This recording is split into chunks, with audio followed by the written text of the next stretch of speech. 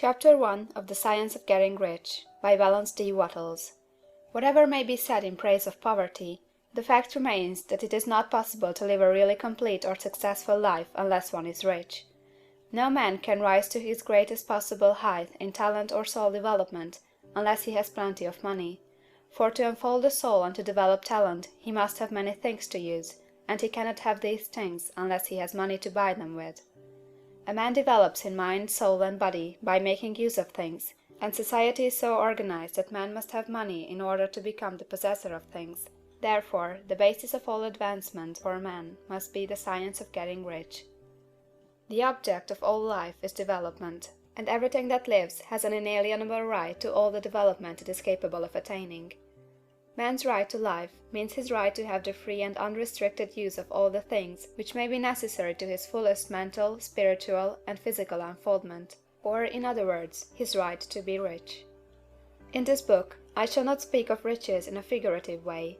To be really rich does not mean to be satisfied or contented with a little. No man ought to be satisfied with a little if he is capable of using and enjoying more. The purpose of nature is the advancement and unfoldment of life, and every man should have all that can contribute to the power, elegance, beauty, and richness of life. To be content with less is sinful. The man who owns all he wants for the living of all the life he is capable of living is rich, and no man who has not plenty of money can have all he wants. Life has advanced so far, and become so complex, that even the most ordinary man or woman requires a great amount of wealth in order to live in a manner that even approaches completeness. Every person naturally wants to become all that they are capable of becoming. This desire to realize innate possibilities is inherent in human nature.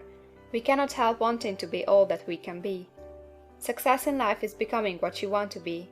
You can become what you want to be only by making use of things, and you can have the free use of things only as you become rich enough to buy them. To understand the science of getting rich is therefore the most essential of all knowledge. There is nothing wrong in wanting to get rich. The desire for riches is really the desire for a richer, fuller, and more abundant life, and that desire is praiseworthy. The man who does not desire to live more abundantly is abnormal, and so the man who does not desire to have money enough to buy all he wants is abnormal. There are three motives for which we live. We live for the body, we live for the mind, we live for the soul. No one of these is better or holier than the other. All are alike desirable, and no one of the three, body, mind, or soul, can live fully if either of the others is cut short of full life and expression. It is not right or noble to live only for the soul and deny mind or body, and it is wrong to live for the intellect and deny body or soul. We are all acquainted with the loathsome consequences of living for the body and denying both mind and soul, and we can see that real life means the complete expression of all that man can give forth through body, mind, and soul. Whatever he can say, no man can be really happy or satisfied unless his body is living fully in every function, and unless the same is true for his mind and his soul. Wherever there is unexpressed possibility, or function not performed, there is unsatisfied desire. Desire is possibility seeking expression, or function seeking performance.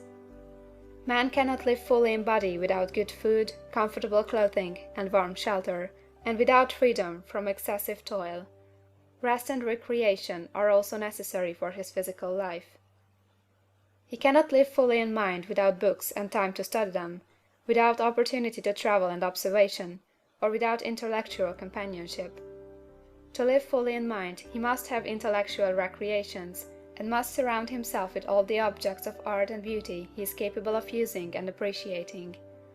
To live fully in soul, man must have love, and love is denied expression by poverty. A man's highest happiness is found in the bestowal of benefits on those he loves.